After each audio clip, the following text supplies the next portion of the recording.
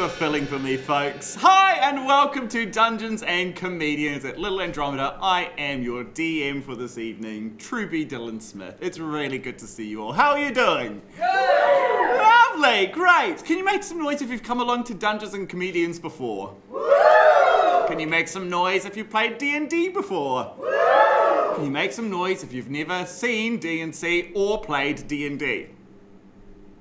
Great!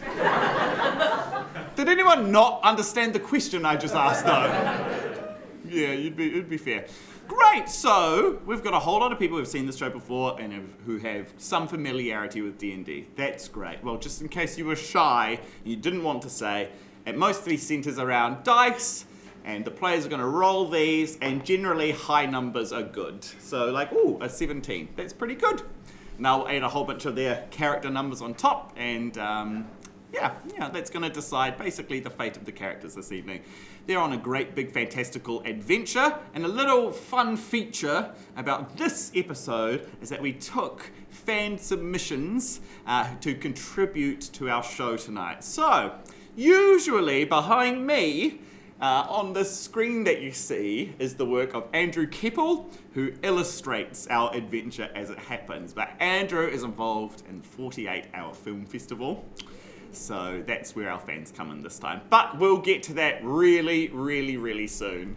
I think you're armed with everything that you need to know. I don't think there's anything else special to tell you. So, it must be about time to meet the characters, all right? Can you please make some noise, first of all, for our first player, James Kupa!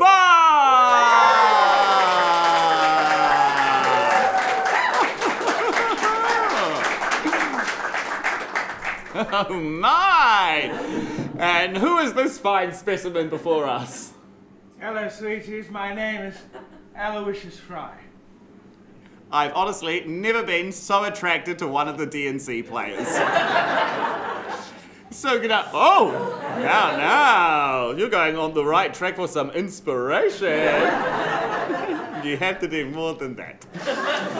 Can you please welcome to the stage our second player this evening, Tom Eason!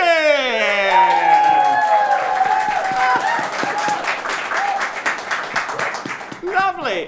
Tom, can you please tell us, who are you, what's your name, and what is your profession? My name is Carrion Clutch.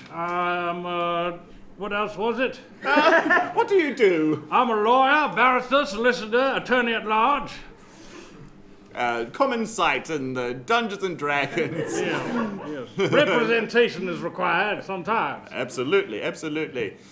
Rounding out the Brackenstein trio, can you please welcome to the stage Reylene Hilaga!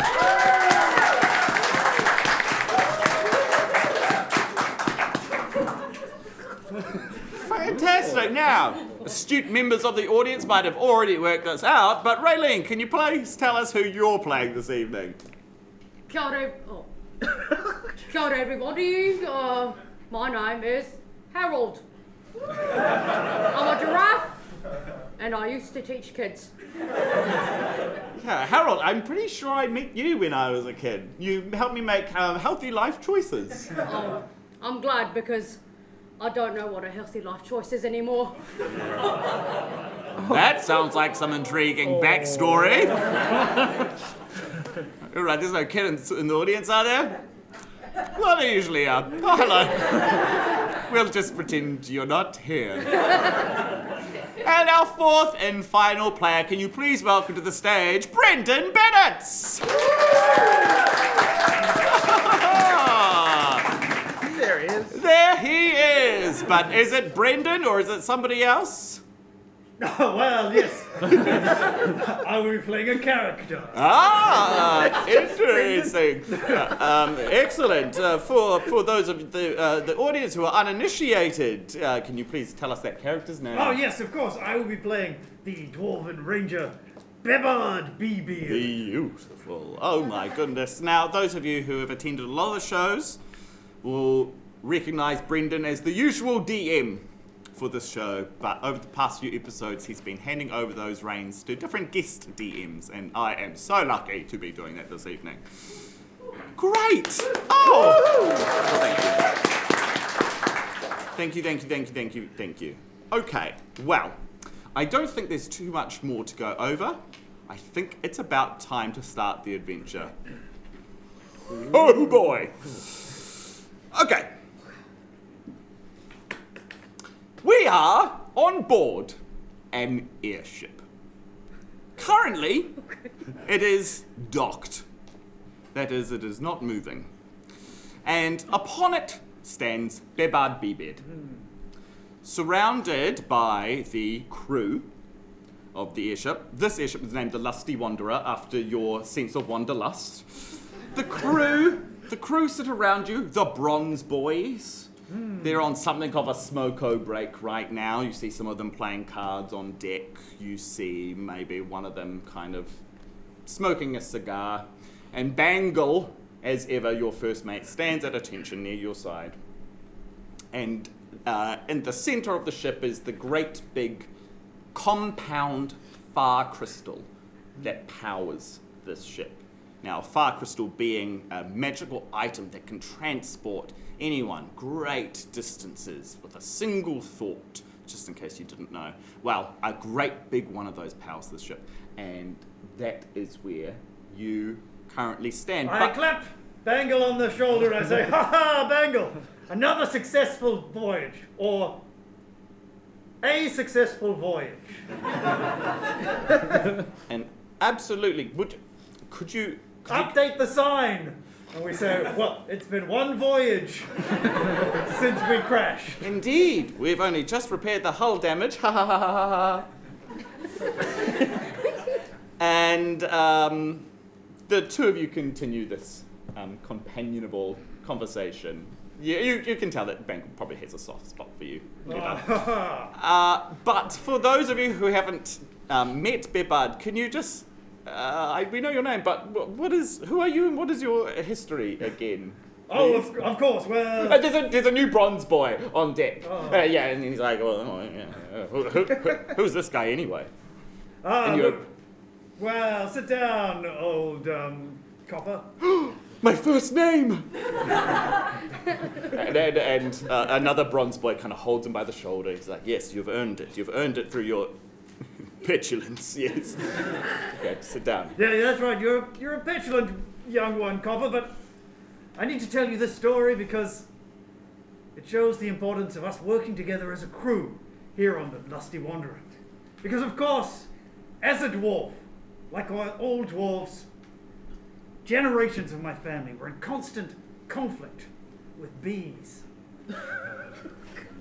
The wars between dwarf and bee raged for century after century, until eventually dwarves were driven to extinction by the use of pesticides.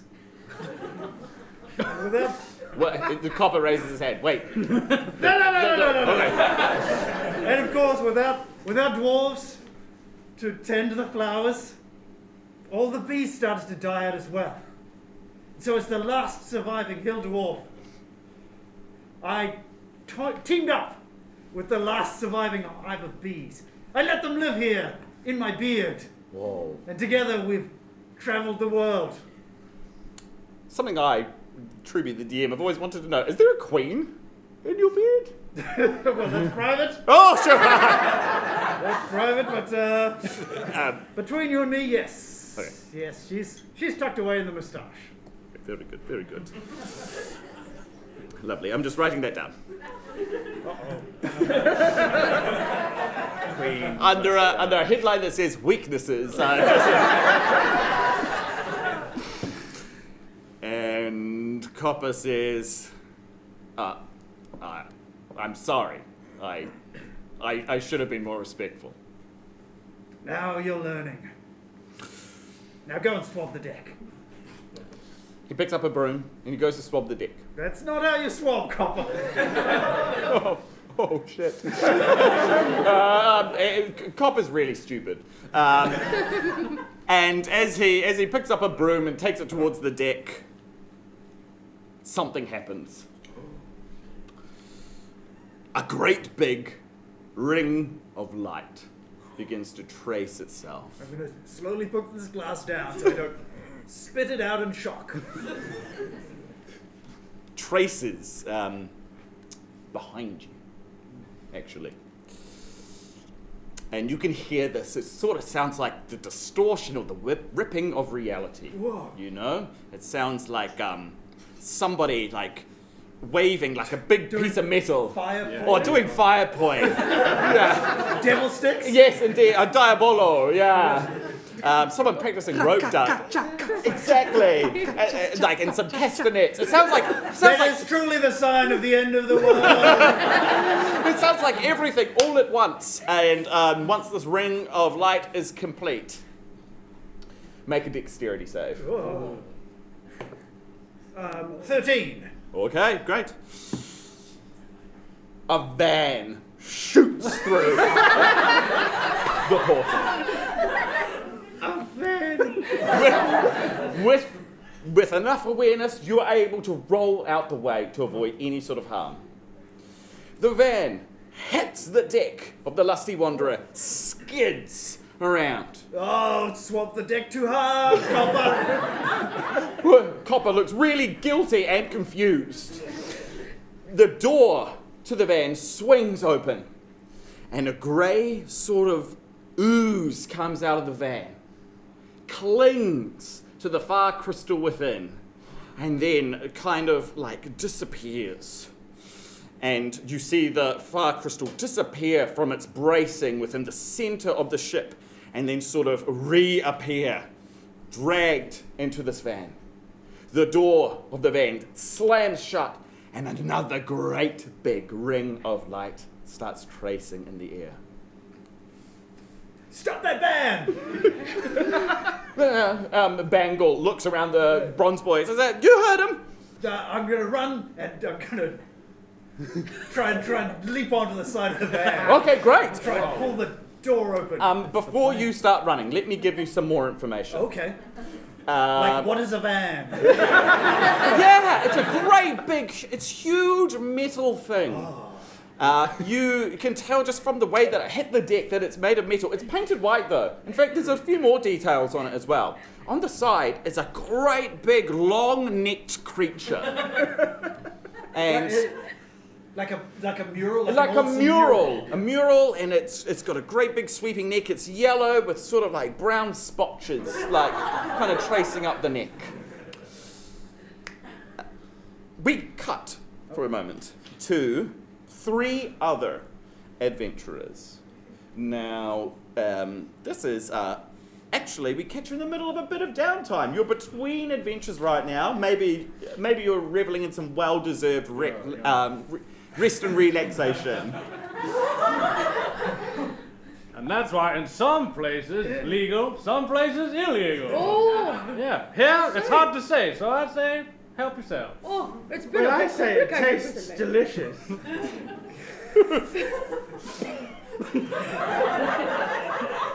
Hey, where's our van?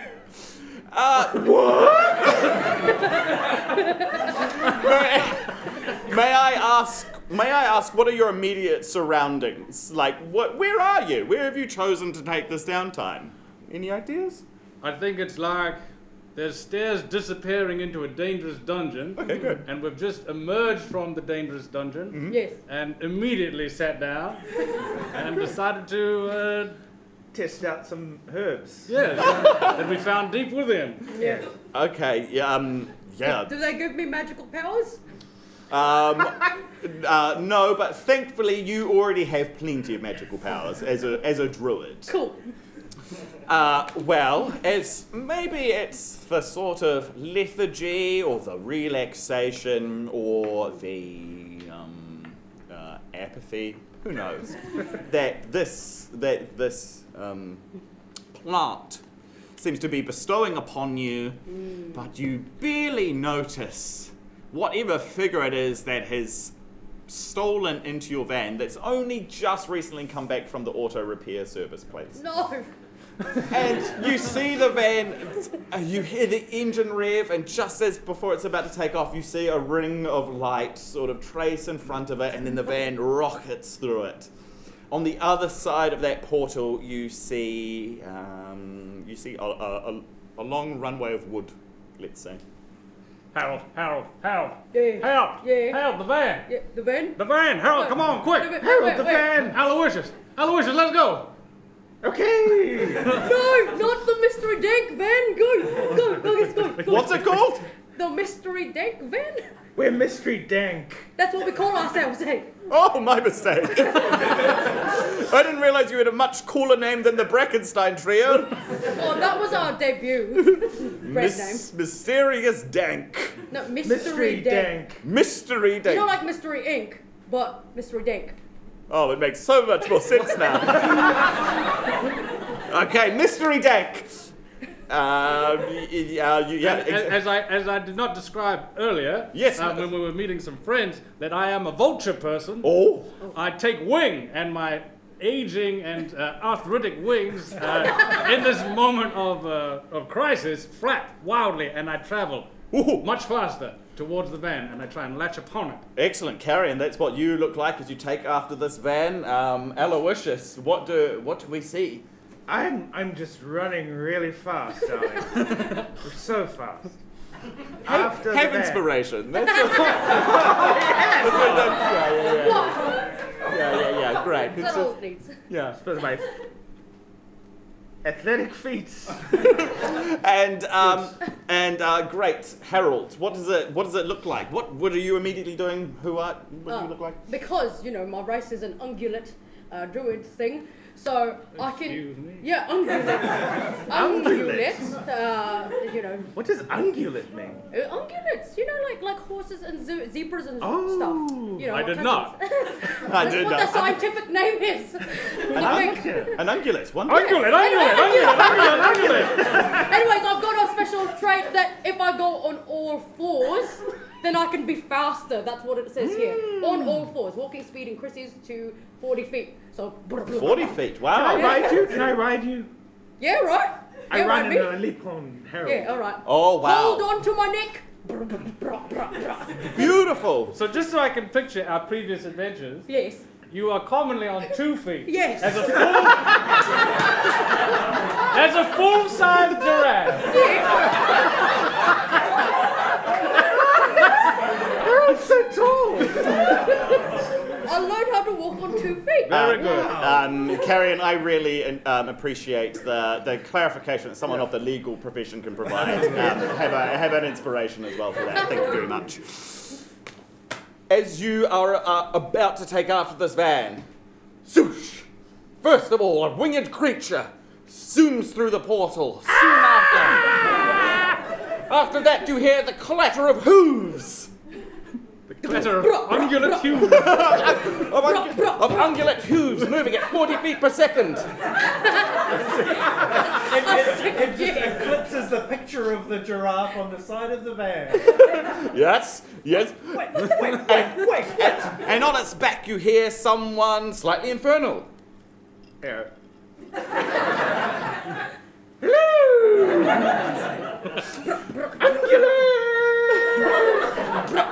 As this battle cry issues forth from his mouth, the van is already taken off through this other mysterious ring of light. The four of you are on the deck of this, looking up close to it. It looks like a ship, maybe. Ah, Yeah. But that's where the four of you are now. but they've misplaced the water. Indeed, not a drop of ocean to be seen. Goodness me. Yep. Where are we? I'll draw out a bee and hold it out towards you. Ooh, be careful with that. You might hurt yourself. That's not the plan. What's the meaning of this? First I discover what a van is, then I see a van, and then the van disappears. And then the three of you appear. Why'd you steal our van? Yeah. Listen, okay, here. Pleased to meet you. My name is Carrion Clutch. Carrion Clutch, barrister, solicitationist, and attorney at large. These are my friends, the ungulate here. His name is Harold. And this is Aloysius Fry, the 666th son of Asmodeus, the Lord of the Nine Hells. And the van, I assure you, has been stolen from us, and it is running loose, and we are trying to catch it. Well, I am Bebard BeeBeard, captain of the Lusty Wanderer. Sorry, Well. what was your tongue twister name? Yeah, Bebard. It's very simple. Bebard BeeBeard. Pleasure to meet you, Bebard. Bebard BeeBeard, son of Barbara BeeBeard. And then a voice from a metal golem that seems to be on the ship, who you know to be Copper, says, "Hey, Oh, good lord! his name's Bebard BeeBeard." Yes, of course, Bebard. Yeah, that's what we're talking about. Right? And then he continues, Hey, nice swabbing, buddy. "Thank you." Well, Carrion, I don't know if I should perhaps employ you as I've recently had 3 trespassers appear on my ship. That is absolutely the kind of thing I can help you with. Well, excellent. You're the 3. Ah, yes, I see. Oh, it's us. Oh, it's us. Oh, yes. so he was Yes, of making course. a joke. Oh, There seems to be a certain redness to the eyes of these 3. Can you make a wisdom or perception check or an insight check? Yes. 12 perception. They've smoked something.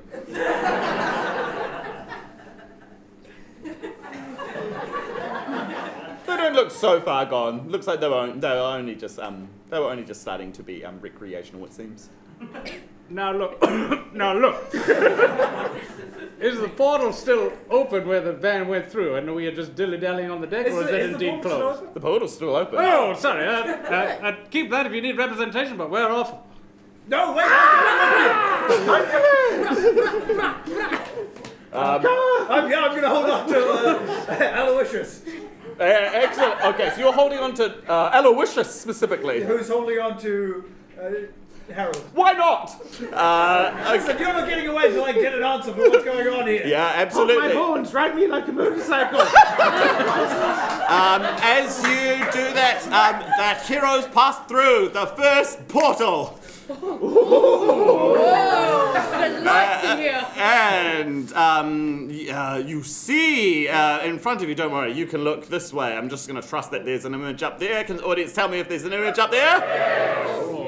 In front of you, you see 2 sandy paths crawling up a hill into a forested crest. There's tussocks of grass in front of you, and underfoot you smell pine.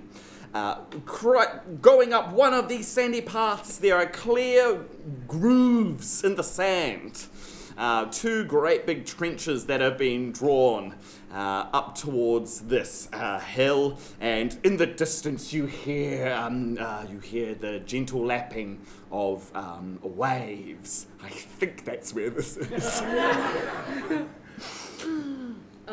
Harold would like to walk up, to one of the Brah, brah, brah. Yeah, like brah. Whoa! Harold, not yet, Harold, not yet! Harold! Wait. Okay, I mean, do you have an Uzi on you? Harold the Giraffe. I want to walk. Oh, like yes. Gallop to Yeah, a I'll tree. I'll hop off. Yeah, get off. Oh, Yes, yeah. and Don't I'll choke me. hop I as don't well, like and then I'll crunch over to a tree. Yeah. Excellent. Do you While I am flap. Okay, great. And I go up to the nearest pine tree. Is it a pine tree you said? Pine? yeah, there are pines. And I cast a level 3 spell called Speak with Plants. And I like to talk to this plant. Okay. What does your ungulate ears hear? Anyway, What does I it have, say? I have to do a little chant. Time to speak with plants. And then my ears poke up, and I can hear. Yeah, great. What is the parameters of the spell? Is it just? I just have to talk to it. Okay, great. And they talk to me, and we talk to each other. Yeah. Hi, man. Hi. I've got 2 questions for you. Yeah, go on. Sorry, my ears are still ringing. I mean, my butt's still ringing. Yeah, that's right. I know, it's ooh. pretty trippy, eh? Talking to a giraffe. Eh? Yeah, whoa, hey, man. Yeah. Cool. You got a long neck there, buddy. Thanks, you got a lot of bark there, buddy. Oh, you're kind to say it. Yeah, anyway. 2 questions for you, buddy. Yeah, go for it. First, you got any good stuff on you? I'll be honest, I lost most of it when whatever that was just screamed past me. It shed half my needles. Oh, well, that's... well, that's my second question. Did you see any, I don't know, metal vans driving past. What's a van? Well, you know, think of like a big white cube out of metal. Metal? Oh God, I'm still sorry. I've been losing my Kiwi accent ever since I've gone into seclusion from society. So. Dude, it sounds like you're losing your sense of self. Oh, I know. I need to find myself, and I need to find my damn van. All right. It's a metal white cube, babe, and it's got my face on it. Yeah, now that you've said that, Yeah. now that you mention it, I definitely, I don't know if I saw it, but I sensed it, you know, similar aura on that thing, screamed on past, Where to go? I see two paths here. Okay, Yes, great. two paths diverge in the woods. Yeah, that's we right. want the one that is most travelled by a van. Whoa, what's this gobbledygook this other guy speaking? Yeah, I don't know this guy, we just met him. Okay, great. Look, if you want to know, look. I don't know how to indicate this to you, but it went that way. Alright, I'm gonna point my neck somewhere and you just say yes or no. So I'm just gonna go this way to the left side. Left path. Okay, yeah. Yeah, this one? Yeah, it is that one. Yeah. Yeah. Yeah, alright. Thanks, man. Alright, and go to sleep. Oh. Harold, what tales of the tree folk? Yeah, what did you discover? Well, he said. Yeah. Yes? Yeah. What do you that say? we go to the left one. Oh my This gosh. one with the two massive tire tracks. Yes, with the big gouges in there. Wow. Wait, Very good. what the heck? What the hay is a tire? Well, yeah, just go to that one. Oh, very good. He sensed it. Confirmed. The left-hand path. Alright. Okay, great. How long does this conversation go for, do you think? Solid 4 Just a minute. hours. Pine trees talk very slowly. Oh, yeah, absolutely. Yeah, great. Yep. The tire tracks do proceed up this hill. It's good to check it wasn't some illusory trick, though. Yeah. There with these very clear gouge marks from a van up this way. We need to double check. No, I'm trying to. Yeah. I'm starting to see double. I thought there was just one path, but there's actually two, and I was like. And then Is it inside really? one of the paths, there are two distinct paths inside it. One for each Man, I'm set gonna of tires. quit this stuff. But also, you never know. You never know if it's just two really heavy, straight snakes Yeah. that went Those that way. things are scary. Yeah. Roll an intelligence check. Don't need it. He just said it. I don't know what it. 7. You're pretty sure it was two big snakes. I'll trust you, but I'm pretty sure it's two big snakes. Yeah. Oh, no. Well, even two really big snakes is worth investigating. It's true. I gotta go see these snakes. Snakes. A little bit from deeper within these trees, you hear boosh, boosh, boosh, boosh. It is snakes. Do these I'll snakes try and get a stop? little bit closer. Tippy. Is that sneaking? Was that? Yes. Okay, great. Are you moving towards the sound? Did you? Yes. Is that what I'm to understand? Yeah, great. As you move towards sort of like the tree line, you see the tree is like kind of shaking. Oh dear. And you're sure that the footsteps are getting closer to you. I go. What is it? There's footsteps getting closer to us. Bro, what is it? Stop shooting.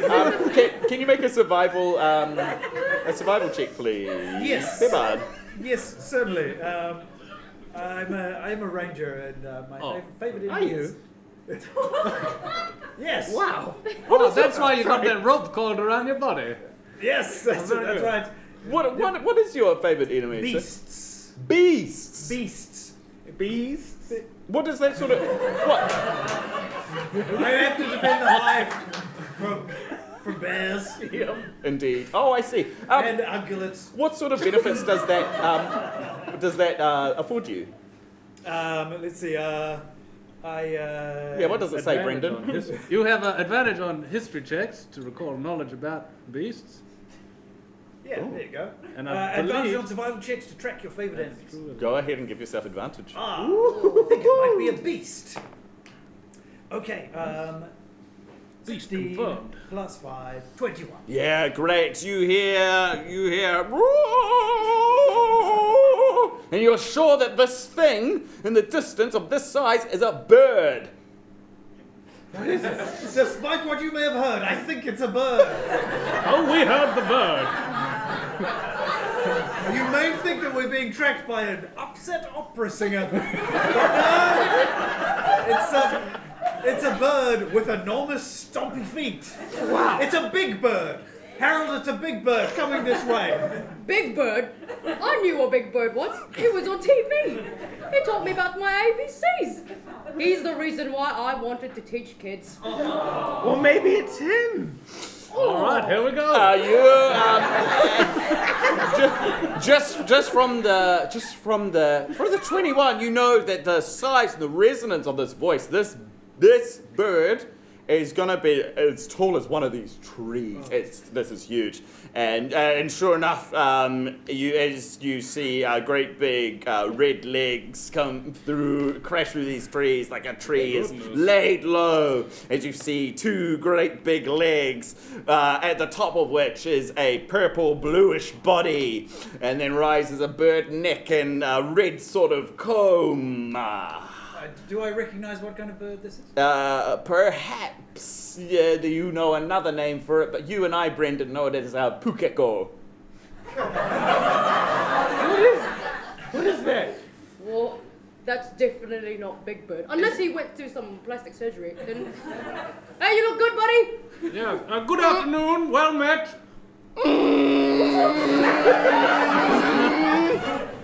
Carrion, perhaps you can speak bird to bird. Whoa, that's a little bit.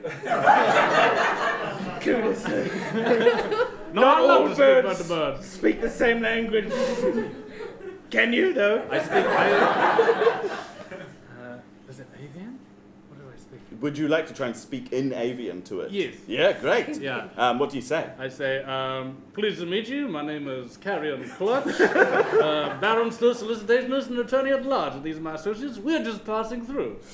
From this great big thing, you hear. Oh yes, but for me it sounds like. For these it sounds like. It's a.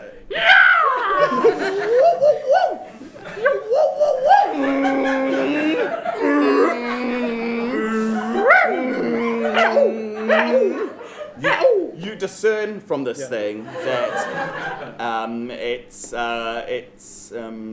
it's collecting up food to take to its younglings. Oh, very good. Fellows, if we provide some food for this creature, we will not be the food, I believe. Oh. Interesting inference. Sorry. No. and you see a great big head come down and meet you, and it kind of like sniffs around and it looks around. Smell me. And then and you see it's sort of like its nostrils can't flare because it's on a beak, but you sort of see them intensify on you. It's almost like it can smell your fear. Stay perfectly still, they can only see movement. Now that's true. And this great big thing tries to take a bite out. Stop being still, stop being still! Okay, and Now move. okay, does a 17 hit your armor class? Yeah. Mm-hmm. Okay, great. A great big beak clamps down on part of you. And does you, ooh, goodness, 9 points of damage. As it clips at your shoulder and sort of tears away at some of your garments, and you also feel it sort of. Ow, dude! Oh, get out! I take my glove off and. It accepts this as a duel, and it seems to have eyes only for you, Aloysius. It's as though the other three are just completely gone. Its eyes are tracked on you, and it looks like it's just going to keep picking at you. Oh, no. Okay.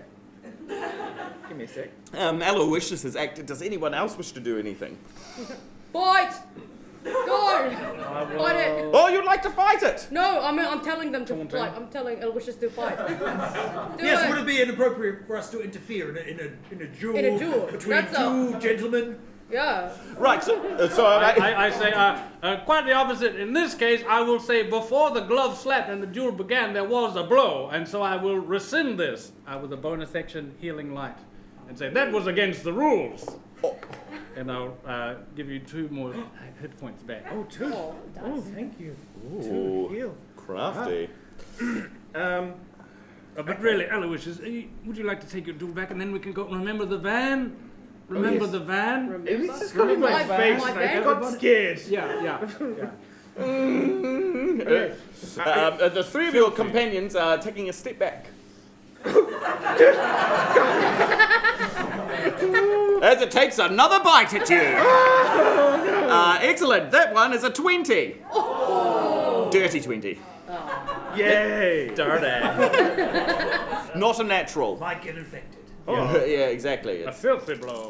Filthy, dirty blow. You take 8 points of damage. Oh, dear. Ooh. Okay, cool. Alright. Okay. Well, this is where it all ends for Aloysius. We'll miss It's you. been a good run. Okay. You hear more goosh. Oh, yeah, okay, all right. What do we do? Okay, I'm gonna go this. I'm gonna look at straight in its black, lifeless, beady eyes. I'm gonna say, "Ooh, kid, you don't want none of this." Ooh, and I make canned things, and I'm gonna. Is this a spell or are you just doing spell. it? It's a spell. It's a spell. I'm casting charm person. Wait. Can you just run every word of that spell past me again? The first Wait, 2. no, I was looking at the wrong. I was enthrall. Enthrall. Enthrall. That makes Okay, sense. great. I weave a distracting string of words causing creatures of my choice, poop geckos, Yeah. that I can see within range. Any creature that can't be charmed succeeds the saving roll. You save on a failed save. The target has advantage on wisdom, perception checks. I don't know what I'm doing. I die. I just die. No. I think Carrion will loop, still flying, will loop one of his talons through the braces of Aloysius and just gently be dragging him up here. And I will cast extremely sticky honey. Oh, yeah. Lovely. Come on now. Do I make a sort of save against that, Brendon? Let's see, a 20-foot cube of extremely sticky honey. Some people think of it as web. It must make each creature that starts its turn in the honey must make a dexterity saving throw. Oh, yeah. Well, great. Well, I guess the 4 of you have a hot 6 seconds to act before you even get to see if this thing's trying to escape. So you've got 6 seconds to do something. Then we'll see if the Pokeko follows after you. And then trusting that you've got this side, start running. Yeah. Exactly. There we go. Carrion is clutched onto Aloysius and Oh, well, I'm still on all 4, so I just go brah, brah, brah. yeah, lovely. Save some ammunition, please. You start running away from this giant bird as more heads crash through. More heads. Yeah. MOA. More heads. Yes! Yes, an even greater, bigger bird that dwarfs this first one. Just I fainted at the Pukeko. yeah. This one opens its mouth. You don't even hear anything. You just feel a tremble in your guts and the earth move. If you're wondering, that was a swear word. Avian. Yeah, you're absolutely Big right. one. A great big expletive came out of that one's mouth. The Pokeko tries to make a save against your honey. It rolls a natural 20. That thing is moving towards you. The birds are in hot pursuit. But let's see. Who is the slowest? What is your fly speed, please, Carrion? 50 unholding. Okay, great. Uncarrying. Well, let's see. Can you make a strength check to see how well you can? I've been working out. I'm much lighter than I've ever been in Did the I use this past. before or after?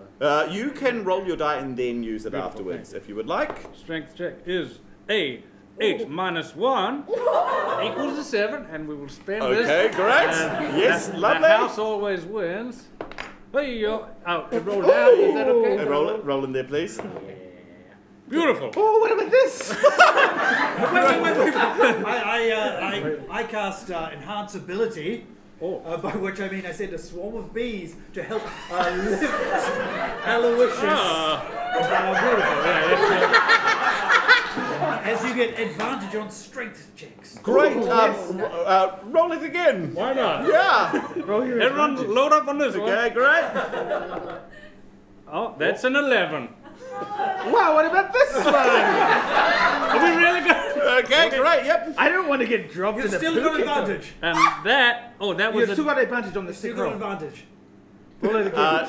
Okay, so that's an 8. No, that's a 5. Okay, no, look. Each one of these instances brought you another roll. The best of them was 11. Correct.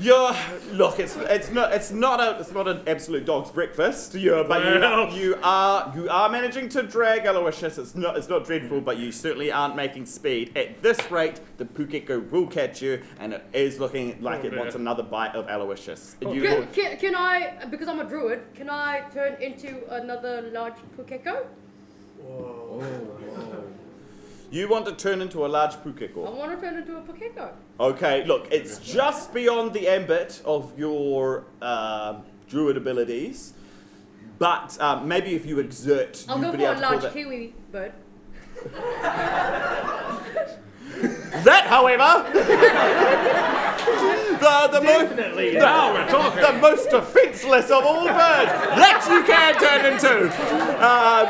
Anything bigger than me right now. Yes, so it all Okay. seems lost, and then from the trees rises. Oh, my neck just kind of like goes forward, and then the neck hardens, and then it becomes and then my legs, they go like skate, like the chicken feet kind of texture, and then the claws come out, and then I'm just like this big. Wow. Can I? I'm like being like carried, and I come like past that again, and I come to like.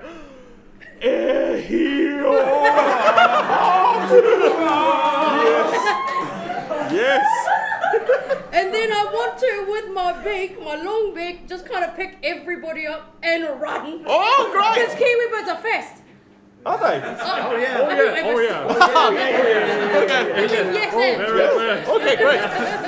You scoop up your companions in one foul swoop, and you, as a large kiwi, begin thundering across the hill. No.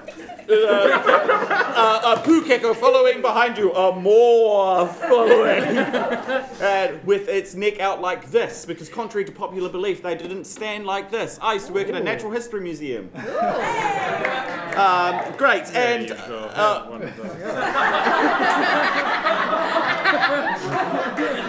we'll see if that comes in handy later.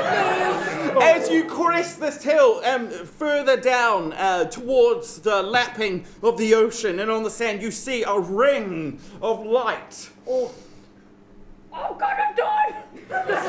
What? It's my That's a kiwi. Kiwi voice. That's a Kiwi. Kiwi accent, yeah. Oh my God, I found my kiwi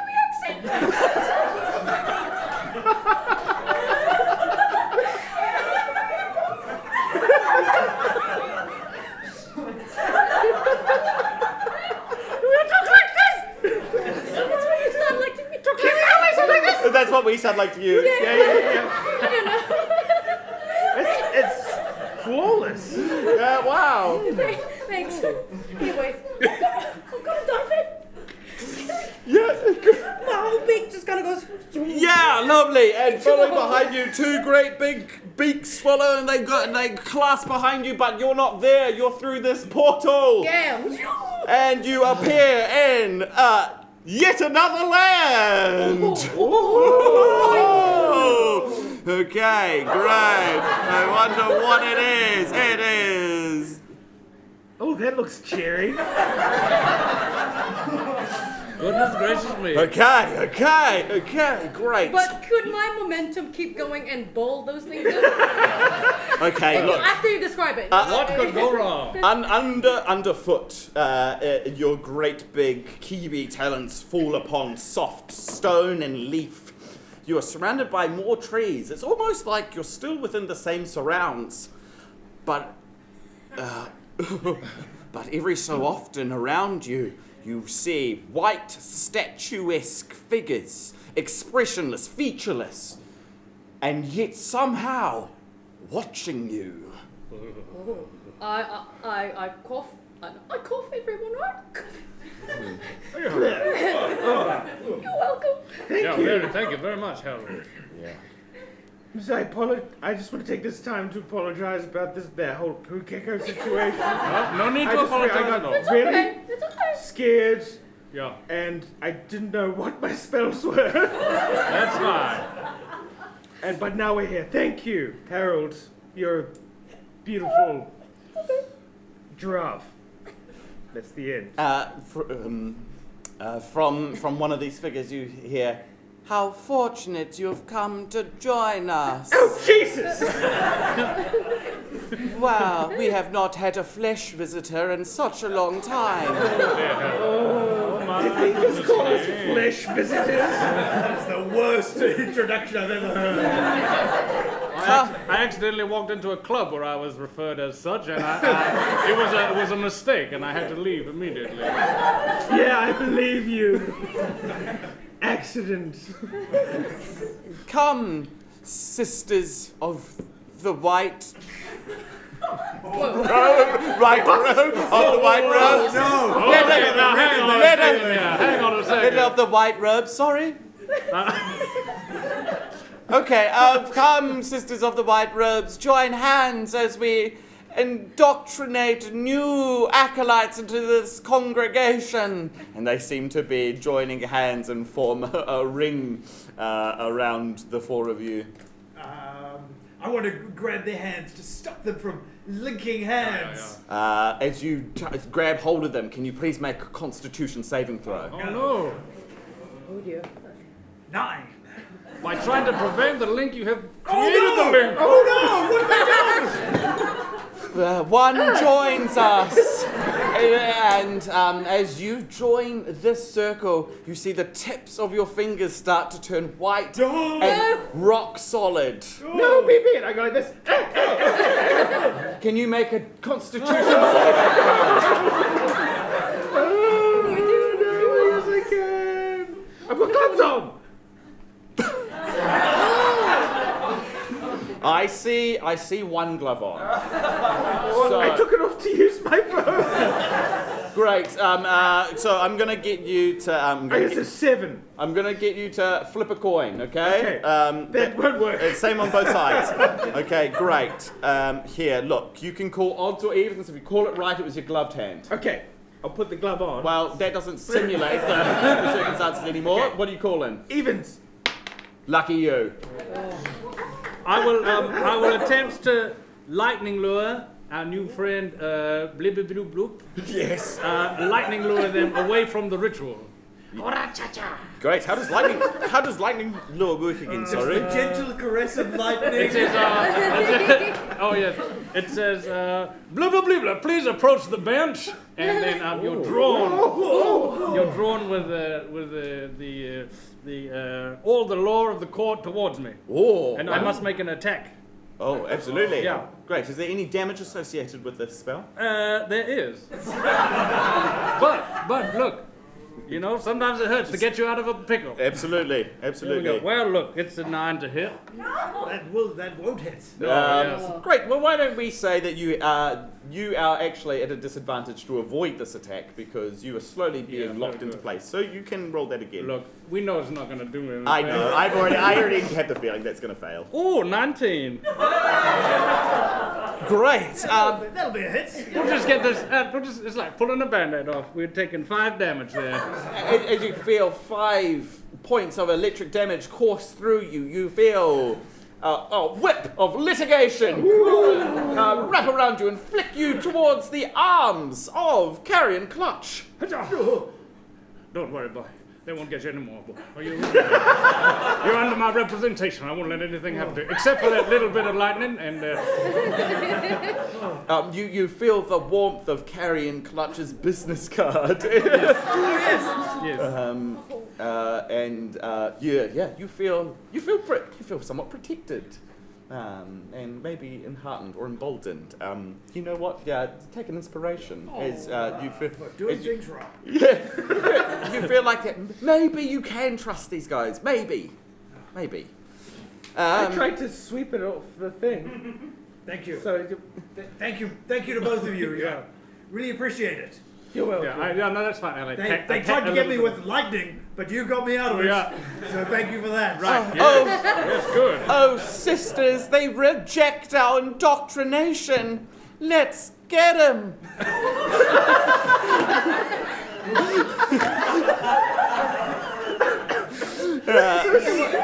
A little tip: if you want to lure people in, don't call it indoctrination. That's kind of a red flag. Oh, do you have a better idea?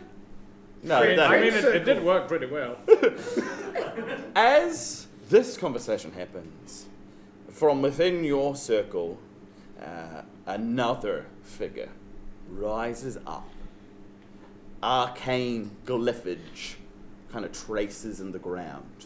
Oh, that's a mighty fine glyphage. And rising from that fine glyphage is a heavily robed figure.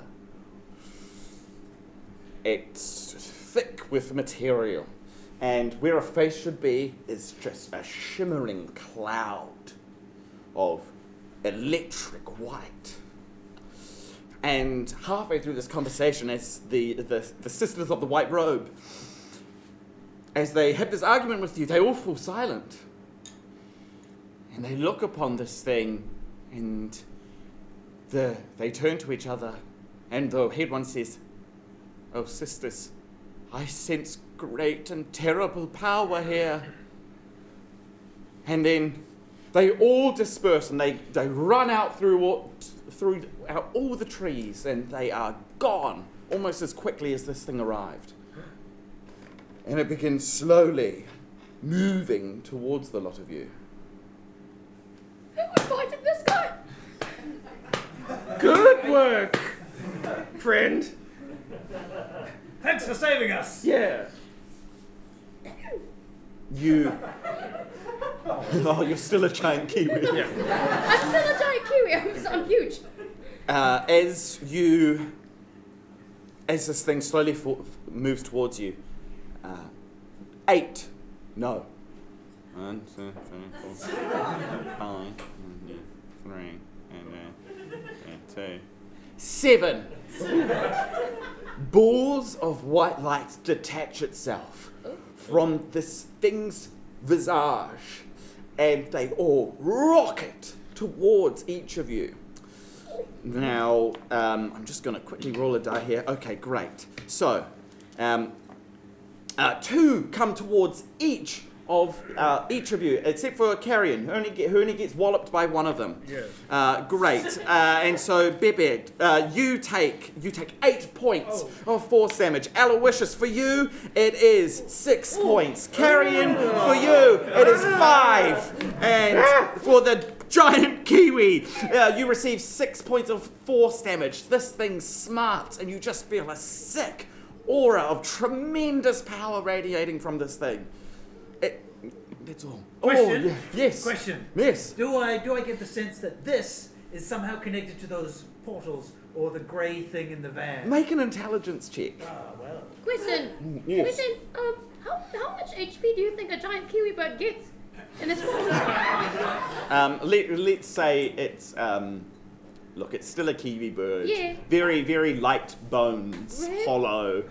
Not many survival mechanisms. That is, after all, why we lost 32 of our native New Zealand bird species over the natural history of New Zealand, and only 7 remain. For just $1 a day. Save the birds. You've got 12, minus however many you just took. That's my second question. How much was it? Did you say? 6. 6. Cool. Oh, so cool. Yeah, you're the kiwi's on half health. And what was your intelligence roll? 18 minus 1. Look, there's some similarities here. This thing seemingly came out of nowhere, much like the van that created portals also came out of nowhere. You get the sense that maybe these things are connected. and with an 18, what is your guess of what's happening here? Well, it stole my fire crystal, the magical thing that powers my ship. Yep. Stole our van. That too. So clearly it's interested in transportation. It's trying to get somewhere. Okay. Sounds reasonable. And so I say, "Oh, spirit! It is I, Bebard BeeBeard, captain of the Lusty Wanderer. If you wish to travel somewhere, I have very competitive rates." A voice comes. You would not take me where I wish to go. Where do you wish to go? You wouldn't take me. In fact, I believe you would do everything you could to try and stop me. Try him. Yeah. And I cast thaumaturgy. And I cause flames to flicker behind him. And go, he's so good. The voice says, roll an intimidation roll for sure. Yeah, sure. Okay. Ooh. I can do that. Ooh. Intimidation. +5. 18. I'll admit, Yeah. this one is impressive. But I've taken down so many like you. And you shall be yet another. And a kind of long sleeve holds out, and you feel something terrible is coming your way. You feel like this thing is heckin' dangerous. One more question, really quick. Just for future encounters, what's your name? It's just because last time we were in the whole adventure and didn't know the villain's name and it was awkward. I think that's reasonable, don't you? Tell us. My name, as has been bestowed upon me by the likes of you, is Bebard. What?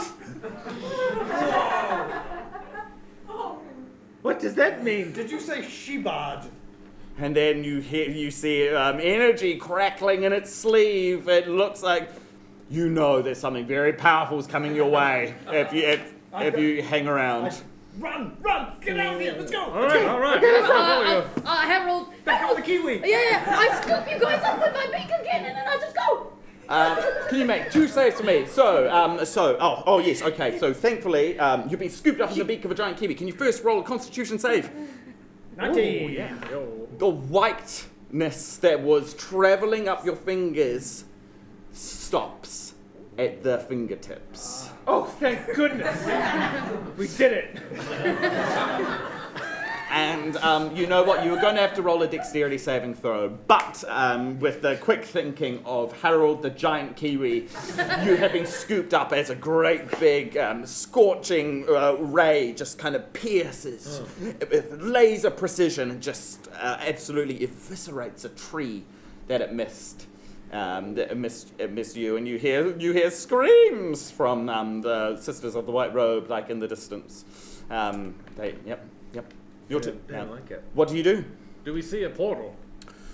Or a van? Are you running? You can make. Can you please make for me a survival check? What's survival? Yeah. 16 plus 7. Yeah, it's not as obvious as it was the first time, but you definitely see tracks traced throughout these woods.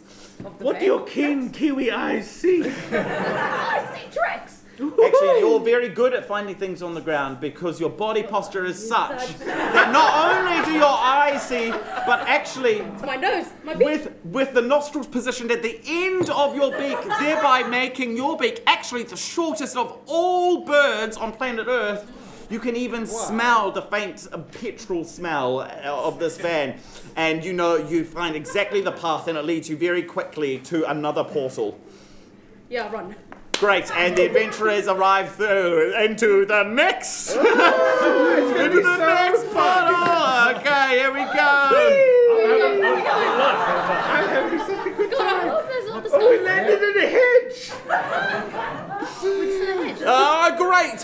you arrive on this particular scene, you see the back wheels of a van furiously spinning midair as it's been caught undercarriage by a hedge. And the wheels spin in the air. And you arrive through a portal not too far from the van itself. Make perception checks. 12. 7. 5. If my client 15. here fails, and you let me know, I can add a D4 to his roll. And it was a 12, was it? 12. Yes. Well, perhaps you would like to add that. Yes. 13. Very good. We did it, everyone. And 15. 15. Great. And All right. DM's rolling 20s tonight, baby. Yay. Great. It's exactly as you see it. A van, wheels spinning furiously. Straight up hedge. Just a And hedge. a straight up hedge. Just a Yep. completely normal hedge with nothing It else. is. That's a hedge there. Yeah. Harold, Harold spits out everyone. Oh, yeah. Great. Okay, It's a thank nice goodness. Yeah, great hedge, and we've been beset by monsters, so this is great. Just a regular old environment here. Very good. Goodness. Yes. Right, let's get to the van. I'll fly up and try and knock politely on the door of the van. Absolutely. As you fly up, you see on the hedge, you see this figure, desperately, trying to, rock the van back and forth. There's a cloud of, grey ooze that's, trying to leverage it off as well. It looks at you, and it looks absolutely panicked. And then from beside it, it pulls out a... It looks like this. Harold, now! You hear, what do you want? Oh, well, hello, first of all. My name is Carrion Clutch. And these are my associates. We would like our van back, please. Oh, it's And some kind of a crystal-y thing, I think, as well. It's you. And then it's, go ahead and make persuasion. Make a persuasion check. Okay, very good. Okay, great. We're still rolling the same. It's a 4, but plus 6 is a 10. The thing, you see a great big sound comes out of this thing that it's holding. And a great big, something sharp flies out of it. And it strikes towards you. Wow. Yes, it does. Does a 24 hit your armor class? Yes, it does. Here, look, I'll make you an offer. Do you want to swap dice? No. I'm having a wonderful time. Okay, great. Okay, and this much damage comes towards you. Let me look. What's bullet damage? Yeah, it's hefty. I'll tell you that. Oh. Buddy. Just keep rolling. 12 All right. points of damage. Oh my goodness! Carrion! Yeah. How does that interaction? What does that make you do, Carrion Clutch? Like a tumble in the air, and then I right myself, and I said, "Look, ow!" Before an introduction, quick, everybody up here, the bad guys, up here. Okay, I'll climb this hedge. As you move towards the hedge, a dog flies out of the hedge. Its teeth attempt to grab it. Punch the dog! Okay, great. Oh, it's probably going to hit with a 21. Yeah, definitely. Yeah, Okay. 21. Okay, great. It's still just a dog. Oh, it does max damage though. I'm What is that, dangerous like tonight. 1 damage? It's 4. Oh, that's not too bad. I'm I'm like this. Ah! make an animal handling check. Oh, okay.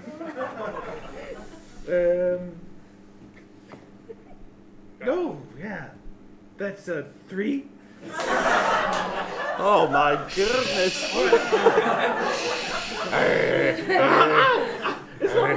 Trubie, I'm a specialist in thrown weapon fighting. Oh, absolutely. Instantly draw a weapon and throw it. Absolutely. So I'm right near a hedge. Yes. I draw a stick. I throw it.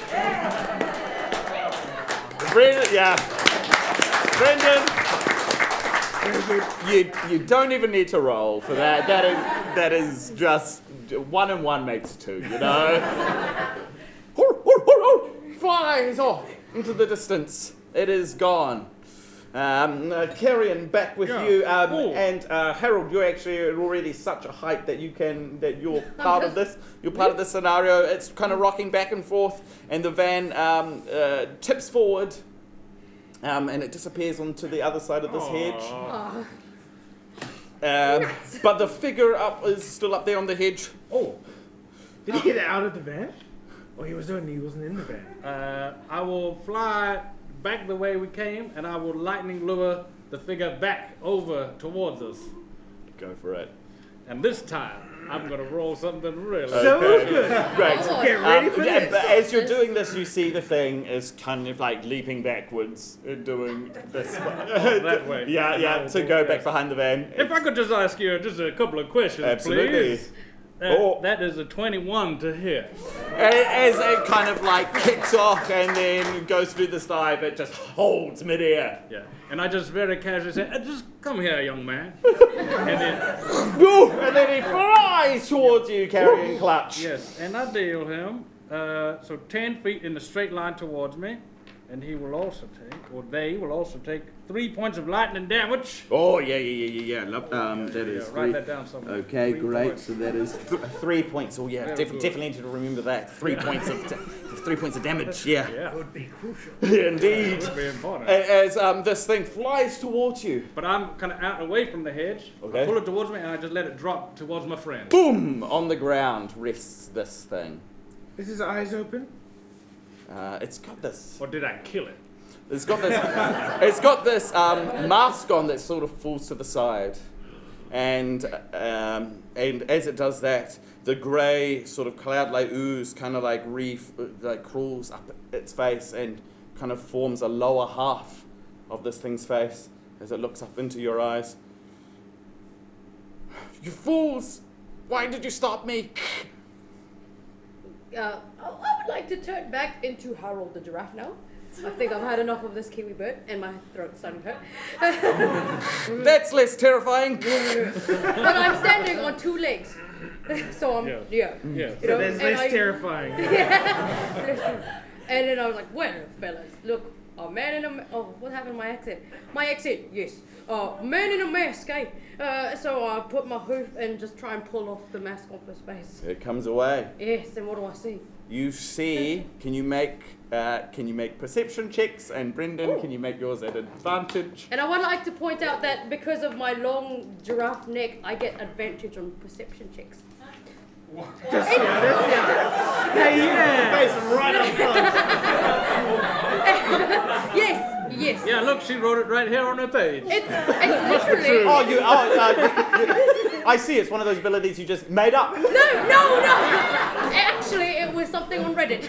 I got my ungulate. Definitely true. Just as good. Definitely true.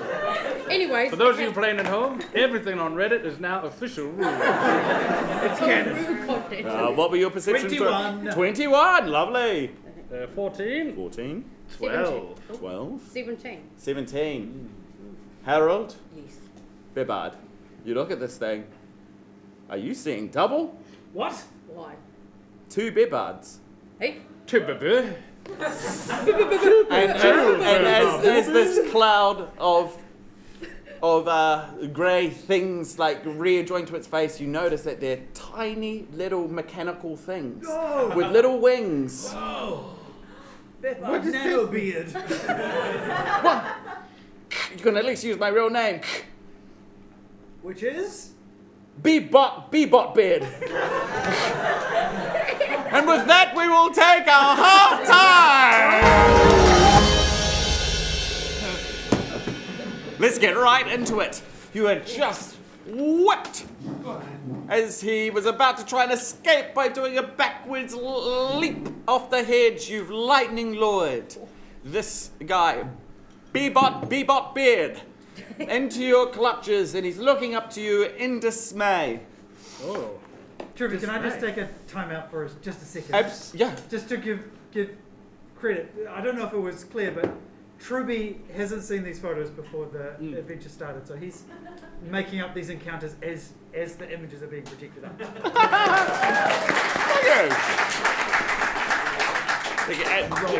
They've been provided by people on the Facebook page, fans, and compiled by Carrion, who I actually think is in the audience as well. Yeah, So a round of applause for all of those people, please. Did the person who put up the white things in the forest, are they here? No, okay. No. Okay, cool. They were creepy, I've got to say. But thank you. hey, we've got a race on forward. Okay. Bebop, BeeBeard! That's right. Bebop, BeeBeard, Bebop? How dare you have a name that's hard to say? Yeah! It's kind of an us thing. What do you mean by us? Us. The people like us. Oh, a There's friend. no one like me. I'm the last of my kind. Oh, He's the only bee. BeeBeard.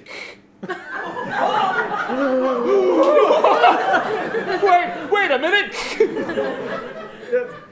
Oh, it slips. Mine do that sometimes too.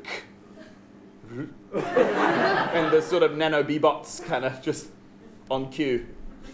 He says, look, we don't have much time. I'm trying to get away from this all-powerful Bebard who is chasing me. And this Bebard? You know her. We did encounter her, yes. Oh, I see. And you survived? Amazing. Just by the skin of our beak. Wow. Well, Would you like a lozenge of some kind? Yeah. Sorry, Are you talking to us on a walkie-talkie? What's yeah. happening? What's happening here? now that his mask's away, you notice that his face is a metallic version of yours. And in fact, just with your instincts alone, you can tell that he's more or less not really a living thing. Oh. Now look, Bebop, Prime, are you somehow constructed out of tiny little devices as well, or is this a unique Bebop? Now, to my knowledge, I am not constructed out of tiny devices, although, Yes. I suppose if we think about DNA and genetics Good, and no, things, very good, yes. we all are. 10 minutes later. Harold just finishes his little lecture about atoms and stuff in your body, and that's how neurons travel from your brain all the way here. Very good. This is the most educational adventure I've ever been on. With that cleared up, Yeah, what's guys. the urgency now? Yes, guys. So many of us different Bebards have tried to stop her, and so many have failed. That's sad. She's looking for a fire crystal. Is that why you stole it? Yes, To keep it from her? yes. Where is she trying to get to? It's not where, it's when. What? Look, one thing that we managed to work out is she's trying to rewrite history. What? Yeah, right. Rewrite. Yeah, and if you don't mind, I'd like to go back to trying to stop her. And he starts climbing back up the hedge. We should help. You're gonna help me? Yes, but I was talking to not you. Oh yeah, sorry. yes, Sorry. yes, Sorry. yes. Yeah, Team yeah. conference. Yes. Yeah, team Huddle, conference. huddle. Okay. Shall we help? I think yes. Now which one? The she-bard or the bee-boop? The bee boob. Okay, all The right. bub. Yes, all right. Baba. You wouldn't help her, would you? No. Okay, good. Well then, Everybody in the van. okay, good. It's over this hedge and through a portal that I made in the ground. Oh, Wonderful. I can't wait to get into the van. All right, come on, kids, let's go to the van. My stuff's in there. You climb up one side of the hedge, dive down. There's a portal waiting for you in the ground. You dive through the portal and into the next land. Oh, great. Okay.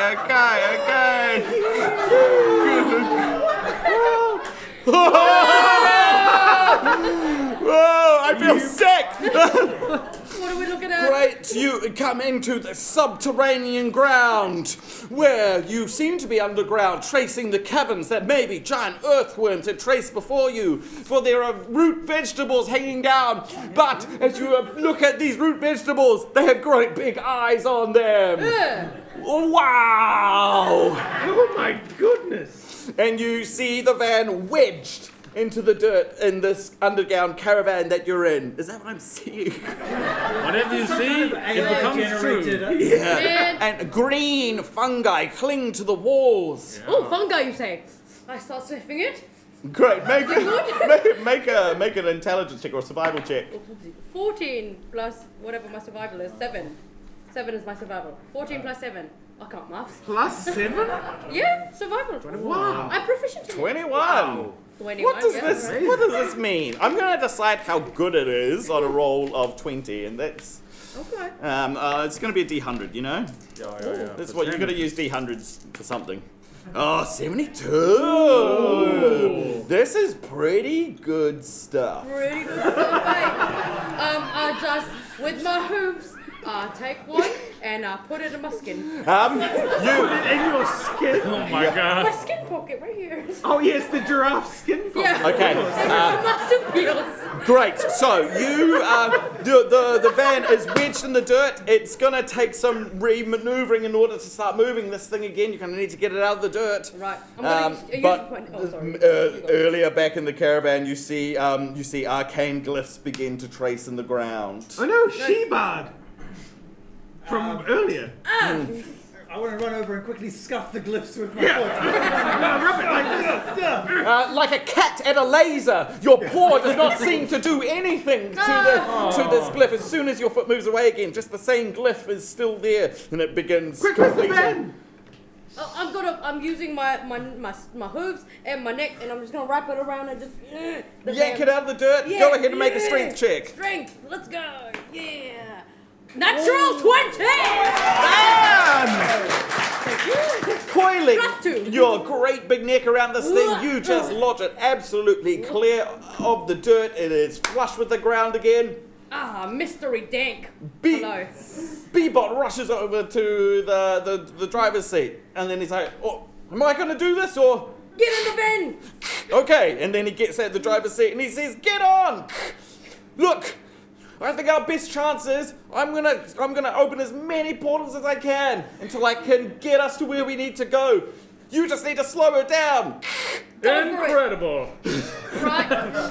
So he positions himself at the wheel. The arcane glyphs have almost finished tracing on this on the ground. You have 6 seconds to get into whatever position you want around this van, and then Bebop is going to floor it and is presumably going to open another portal. Is this arcane glyph, does it look like a spell to me? Yeah, it does look like a spell. Don't do this to me.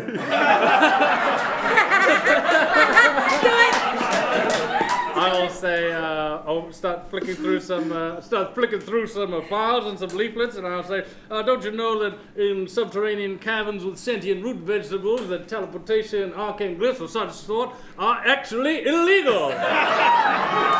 And I will attempt to cast this counterspell spell. Okay, absolutely. Now, so If it's a level 3, automatic, but above that I have to roll. okay, now what do you have to beat if it's a higher level? That's 10 plus the spell's level. Great. So this is a level 5 spell. So you get you're gonna roll your d20, and then is it add your spellcasting modifier? Must be a plus 3. Okay, hold on. Whopping Actually, plus 3. you know what? Let me read that. I don't want to. Yeah, okay. Casting. Why did they even put it in the game? I know. Make an ability. It's an ability check Okay. using your spellcasting ability. So it is charisma plus whatever you roll, and you're trying to 3 on whatever you roll to beat 15. Very good. That's a natural 20.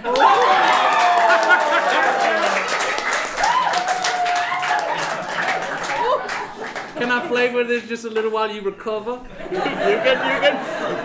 Please, vamp this. I'm gonna vamp a little bit. Yeah. I Okay. say, I call upon you, the mighty swirling chaos of justice that bends to the will of people who need it bent to them, and as I'm speaking and using Latin terms, etc., then in front of us, above the arcane glyphs, a sort of true biblical angel with golden wings and scales of And all many- sorts of dimensions and directions start to swirl and twist as the true form of justice. My patron starts to materialize above us, and yes, our sweet Lady Justice cuts a slice. Now you through know this this. portal. You know this is big stuff. If Yeah. Justice themselves is entering the game, Yes. you know that Justice has looked at this and said that this Exactly. this is important. She agrees on a natural 20 with She me. absolutely And does. I've read up on sentient root vegetables quite recently. Indeed. So the glyphage disappears.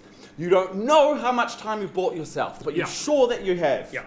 Another portal opens up in front of the van. Bebop, you hear the engine rev, and you can assemble yourselves like in whatever position on this van before he takes off. I'm I on think top you've of got the- some time now. I'm on top of the van. You're on top of the van. Yeah, I'm on top nice. of the van.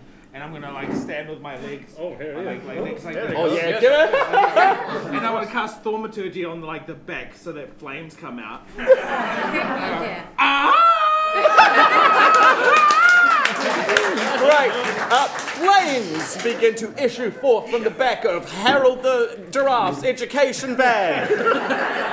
Great, Bebard, how are you doing? What are you doing? It's got doors at the back. Yeah? So one of the doors are open, and I'm like leaning out the back with a handful of bees, ready to Yeah. anyone pursuing. Absolutely. So a door gently like sways behind the van as you take position behind some cover. Harold, what are you up to? Harold, when it came back from the auto repairs, it's got a new thing on top where it's a sunroof. So I'm in the thing and my head, and I'm like, whoa, the whole time. And at the same time, I'm gonna use, I'm just gonna bonus action, just keep my D20 slingshot from the last adventure that was given to us. This is your D20 slingshot that does 1 D20 worth of damage. Yeah. Okay. Yeah. Great. So I'm just gonna Okay, great. You're in position. The portal's open. Bebop floors it and rockets through this portal. And you know that the plan is he's just going to keep opening portal after portal, trying to get away from this thing and get towards its whatever destination he's purported that you're going to. All right, they rocket into the next land.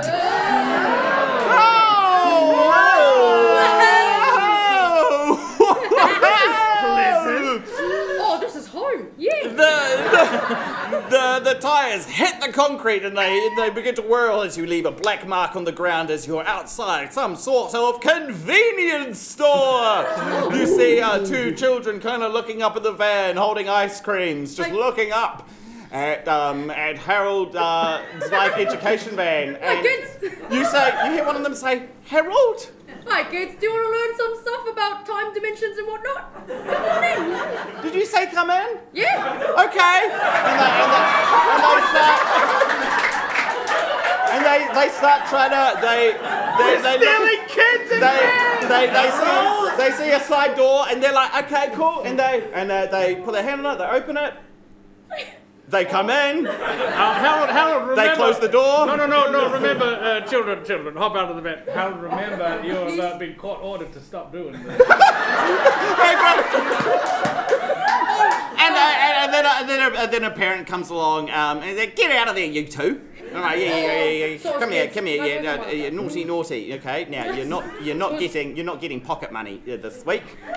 And they look aghast and they're crying. I hate Harold. I throw a handful of fantasy gold coins at them. Oh wow! 5 apiece. Pirate doubloons! And they kind of scatter at the ground. Bebop, meanwhile, is flooring it, and you are down. You are on some sort of like passageway for vehicles with white lines marked down the center of the road. The land of Tip Top.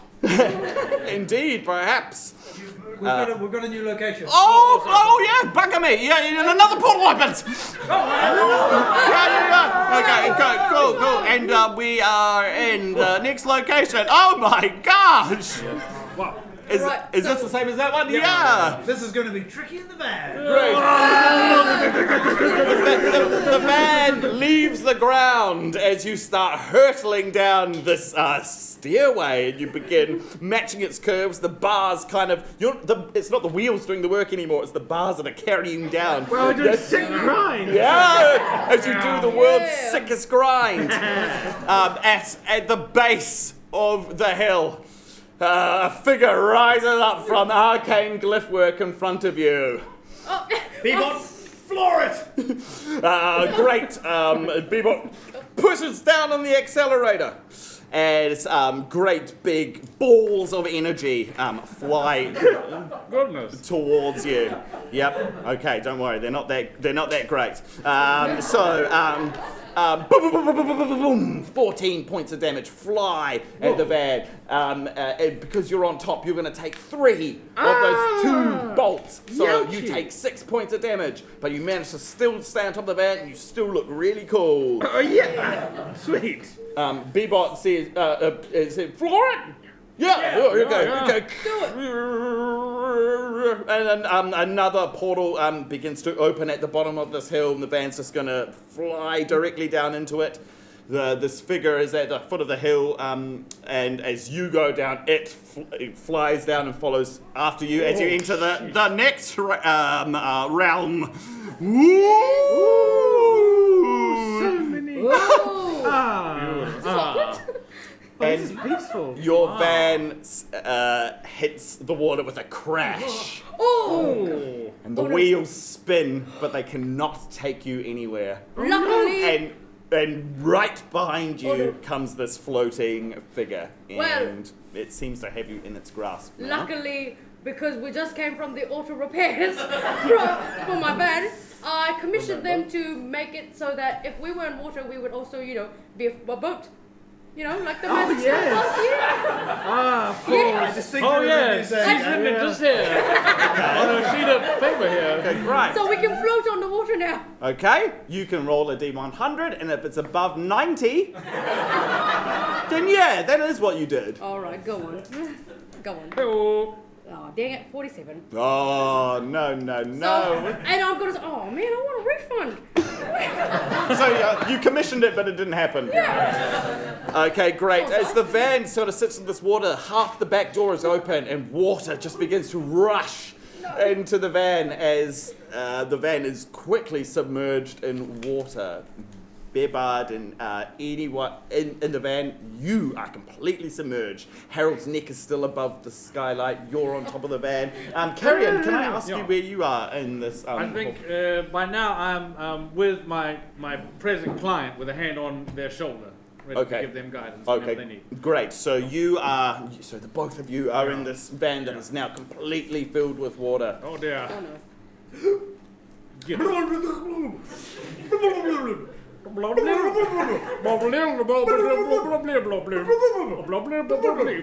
I start swimming towards the crystal. Okay, great. So yeah, the crystal is kind of just floating, just exactly in the back of this carriage with you. You two are approaching it. Bebard, you managed to close the distance. Meanwhile, on top of the van, it's got a very clear sight of Aloysius and Harold. And it locks attention. Why me? Do you need some help? I think I've got an idea. Okay, do your idea and then I'll do my idea. Alright, well, I can cast a level 3 tidal wave spell. And we can surf it. I don't know, we can I'll cast it against us. No, not against us. But like we can make a tidal wave and then we can surf. Oh, we can surf it. Yeah, and then we can keep going, hopefully into a portal that's in front of us. Okay, well, this is what I do while you do it. Yeah. I go, oh my God. Okay, am I to understand your action is to air guitar? Air guitar. Yeah. Alright. As you cast tidal wave. Yeah. Wow, that's really lucky. I've got level 3. Okay, but not before it manages to get off some ghostly white spectre, like flies around this thing's outstretched sleeve. There's a bolt comes towards you. It rolls. It gets Luckily, I'm the tank of the group. Yeah, right. Can I ask how many hit points? You've taken a fair walloping. What are you down to, buddy? I'm on 8. Uh-oh. Okay, so with its bonuses, it's rolled a 16 to hit. Wipe out. It hits. Great, and here comes a D10 worth of damage. 10. I go, ooh, what you say? Aloysius hits the metallic deck just as a great upsurge of water lifts the van so that it's hanging 10. Yes. And the van is now surfing on this tunnel of water, now careening away from this magical thing. Yeah, I bump my head and say, yes, towards the light. Let's all go towards the light. Aloysius, let's go towards the light. And in the darkness of your head, you hear, let's go towards the light. The water drains out of the carriage and you're breathing again. A portal opens before you. The tidal wave pushes you right through it. And you are in. Oh, you're almost there, guys. Hospital. You're close. Oh! Perfect. The catacombs, we don't have to travel very far at all. Yes, exactly. You are in these dark, dank tunnels. The van is just zooming down any one of these tunnels as it chooses. Aloysius is on top of the van and he's making a death saving. Oh, no. Has anyone ever rolled a death saving throw in Dungeons and Comedians? I have now 17. Great, that's one success. May I act? Absolutely. I hear a sickening crunch that I can only assume is my friend Aloysius collapsing unconscious. Mm-hmm. And I'll say, excuse me, and I'll poke up through and I'll say, not yet, my friend, not yet. We still need you. And I will cast Healing Light, and I will say, in fact, it did not strike you so hard as people, members of the court will find. It did not strike you quite so true. And I will spend 3d6. That's a 6 plus 1, good. Plus another 1, so 8. 8 points. I'm back on 8. Back on 8. And Exactly. It did not hit you at all. I'm in the 9 hells, and my dad's like, see, I told you. And then I'm like, come on. I go back to my body. Some celestial attorneys come and visit Asmodeus. And say, sorry about this. And they correct it. And you hear your father say, "What's an affidavit?" And then, you're still a disappointment. As you're back into the, you see the tracings of brickwork. Good football practice.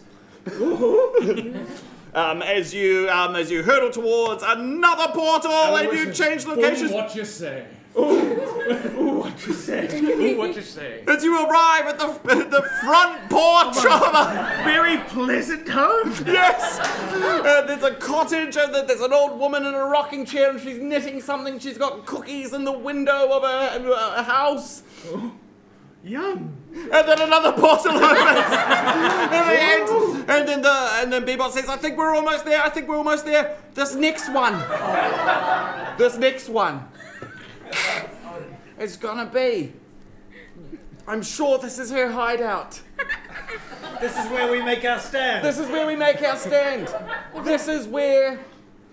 die. This is where the wind crystal is that she's been saving. And if she can unite it with the far crystal, then she can do the rewrite history thing that she's looking to do.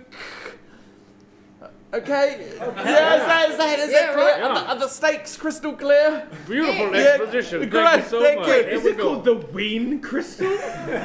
No, the wind crystal. Wind Crystal. Oh, I see. Win. Anyway, The penultimate environment. here we are in her secret hideout. Wow. And you see, waiting for you, armored, and all sorts of padding, sticks at their sides, the ground, an arena of crystal. You see just many guards with bladed feet. They're dwarves. And as your van skirts to a stop in this arena, and Bebop gets out of the van carriage, he says, "This is it. This is where the time crystal is. If we can just destroy it, then she won't be able to enact her plan." Where is it? Where's the time crystal? I don't know. I look about. I look about Cast too. my eyes about this place. With my long neck. Quickly, look! Everyone, look! Yeah. I'm looking. I should get I'm gonna look in advantage. as many places on this setting as I can. Yes, great. And so you look across this crystalline rink with all these padded dwarven guards with sticks, and you see it's. I know where it is. Yeah. Yeah. And I point up at the scoreboard. And sure enough, at the other end of this arena, waiting on the other side of all these dwarven guards, you see suspended is a great big crystal, locked in a case on the other side of this rink. It's the crystal display system. Yeah. So it's been keeping time of the games. Exactly. The wind crystal. Wow. It all just makes perfect sense. Yes. Great. You planned this game out well. Behind you, and behind the portal enters the figure that's been chasing you this whole time. It's just coming through the portal that you have used. Bebard. That's right. Bebard. Which one? Yes. Shebop. And I'll keep her busy. You get the crystal. Okay. All right. She seems content to talk to you, and trained only on you. And while the three of you can do whatever you want, what's this conversation that you're having? I with posit her? that the three of us back or slide slowly away on the ice. We do that little back pedal thing with our feet, and we're just imperceptibly scooching further away. As you scoot back, you know that you're you're not there yet, but you're scooting towards a line of heavily armored dwarves. What is this conversation that you're having with Sheba? Sheba, I know you want to go back and you want to change things. You don't think that I've wanted to go back to stop the war that killed my family, killed their family. But we can't change the past. We have to live in the present and then eventually the future. With the means available to me, Bebard, I cannot agree. I do not have to do these things. What would you change if you could? Simple. To stop the war, I need only remove every bee from the multiverse. Oh, you didn't hear that. I blocked their ears. Oh. The white cloud surrounding your face disappears, and you see the head of a queen bee.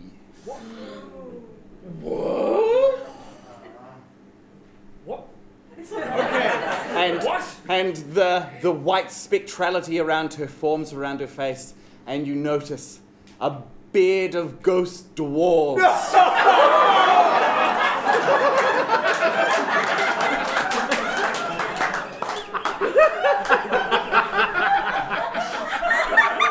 Thank you very much, everyone. That's been a great game. So long I have spent with the death of these dwarves at my face. I have grown to love them as though they were my own, and I will do anything to give them the lives that they deserved. And that requires the elimination of my entire kind. Meanwhile, you've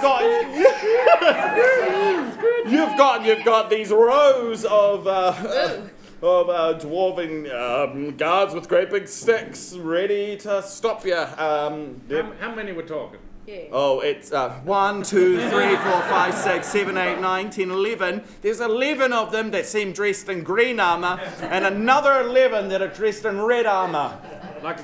And do I get the sense that they're two different teams antagonizing each other? Possibly, maybe they've been training as different sections, but it seems right now they're working as one.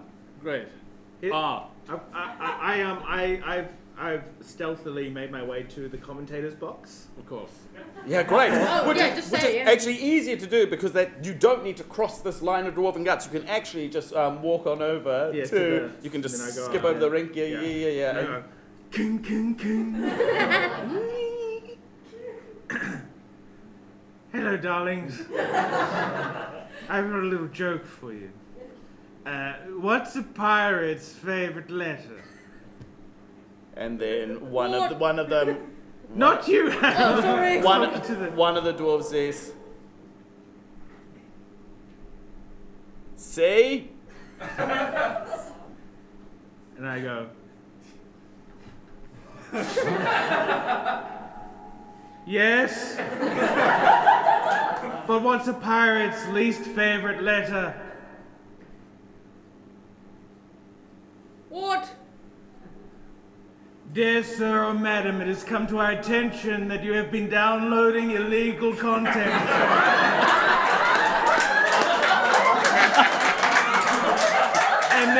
and then that's Tasha's hideous laughter. And of course, through the megaphone. Because it's through the megaphone, obviously it can target more. So you're making a spell attack through audio equipment against these dwarves. Yeah. Go ahead and roll it with advantage then. You're being audio. Save of some kind. Oh, great. Yeah. Okay. It's a save. I'll roll it with disadvantage for all of these dudes. Okay. Great. It's a 15. You have to beat. Yeah, 7. Yeah. Okay. And what is the effect of it? Oh yeah, good question. I believe they go prone and they just have to laugh. That's it. They are laughing so hard that they fall They down. find it absolutely hysterical, and because they're on ice, they just very quickly, they lose their balance. All 22 of the guards are on the ground. They've hit the deck, and suddenly the way ahead is clear. The casing holding the time crystal or the wind crystal is just meters away from there, up high on the scorekeeper's board. Go get it, you guys! We're like, like, you know, like in cartoons where like all the legs are like in the air. Yeah, so that's what Harold's doing. He's on all fours and like, and like hopefully with all that movement, he's still moving. You know? Sure. Until he gets to the thing, Yep. and he's got his long neck. He stands on 2 legs, so he's even taller. And he tries to use his mouth to try and get the thingy. The wind crystal is in your clutches. Wah! Oh, it's in my mouth. All right. I think we need to destroy it. Bite really hard. Okay, back over to Bebard. So you, how does this revelation hit you? You're facing down this giant bee queen, and her sleeve starts to rise again, and she points it towards you. Does that mean that when she's been firing spectral dwarves? Yeah, she's been pelting you all with the ghosts of dwarves. Yes, using them like a tool. Bebard, using them. Yeah. Shiva dwarf beard. I speak not to you, but to my compatriots, my spectral compatriots, dwarves. You don't need to act in service to this monster. Let your deaths mean something. Don't be the cause of another genocide. You can have given your lives to save lives. Go ahead and roll persuasion. Okay. Add a D4 to that, please, as you feel the business card gives you some extra pizzazz. Yeah. Make what I presume is going to be the final roll of the night. I'll just preemptively spend this then. Natural 20. You see like the kind of form of her ghost beard kind of ripple, and she says, "You fool! They've spent nigh on 1 century. What the heck? What the heck is going on here?" And you see the dwarves kind of fly at the ground, and then you see arcane glyphs begin to trace on the ground. And a summoning circle appears around her, and they're trying to take her somewhere. Something's gonna come up through the ground and collect her. But what's it gonna be? Ooh, they huh?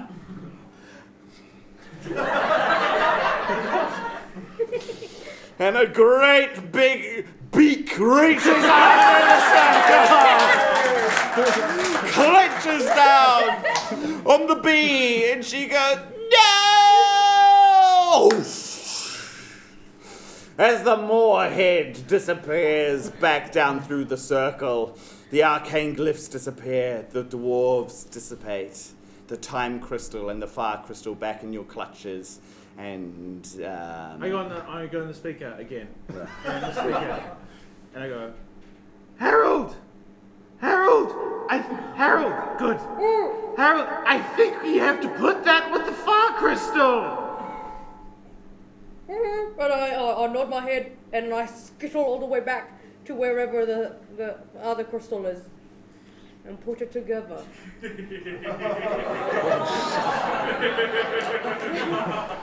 I'm not. Wait. I'm like doing this. Good work. Yeah? Well, we finally managed to stop Bebard from combining the two. And I've got Harold and just The powers of space and time are combined infinitely in front of you. What do you do? Should we go back to that convenience store, get a fruit juice? I've had a real desire for a really long milkshake. I'm not sure why. the longest milkshakes in town, right? And with a ripping of reality, you appear in front of a convenience store. 2 kids who are about to walk off with their mum, and they go, "It's the giraffe again, Mum, it's the giraffe again." She said, "Not today," and you're in front of a dairy. And inside waiting for you are 4 delicious fruit juice of whatever flavour of your choosing, because this is the multiverse and you can have whatever flavour you want. That is our episode.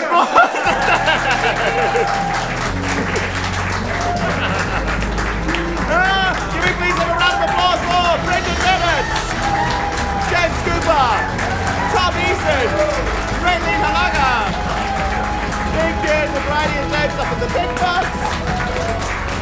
Thank you for everyone who contributed to our misadventures this evening. Thank you very much. You've been a wonderful audience. Come back next time. We will be doing this again. Before we go, is there anything else you'd like to plug today, players? As we just quickly. No? Oh yeah, I'll say one. Great. Reylene and I are part of another Dungeons and Dragons show where we hold hands, and it's called Dice Legends, and you can watch that on Twitch. We live stream every Sunday. Yeah. Yes. Great. Any other plugs from anyone? Nope. Boop, boop, beep, bop, bop. You've been absolutely wonderful. Thank you very much.